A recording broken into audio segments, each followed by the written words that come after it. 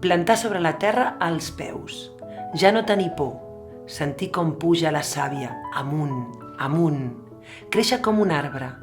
A la seva ombra aixoplugar algú que, també, se senti sol, sola, com tu, com jo. Montserrat Abelló, el cor de les paraules. El 24 de maig és el Dia Europeu dels Parcs i també comença la Setmana de la Natura, que es clou amb el Dia Mundial del Medi Ambient el 5 de juny. Enguany, el lema és Construint des de les nostres arrels, una invitació perquè els parcs i els espais naturals protegits explorin la idea del propi patrimoni. El grup de parcs i biblioteques naturalment de Collserola s'ha afegit a la celebració amb la programació d'un taller d'elaboració de paper. Fem un bon paper.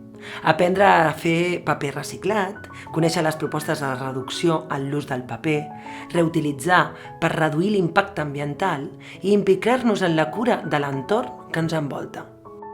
Tenir el paper per deixar-hi l'estampa de la llum d'un poema. Aquesta energia que ens alimenta, aquest intercanvi de la nostra existència, la paraula i el paper. En Gianni Rodari ens va deixar aquest sil·logisme. Què cal? Per fer una taula ens cal la fusta. Per fer la fusta ens cal l'arbre. Per fer l'arbre ens cal la llavor. Per fer la llavor ens cal el fruit. Per fer el fruit ens cal una flor. Per fer una taula ens cal una flor.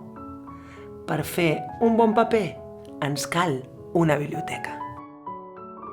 Les biblioteques participants han estat Collserola Josep Miracle, Barcelona, Joan Margarit, de Sant Just d'Esvern, El Molí, de Molins de Rei, Central, de Cerdanyola del Vallès, Valentí Almirall, del Papiol i el Centre de Documentació i Recursos Educatius del Parc de Collserola.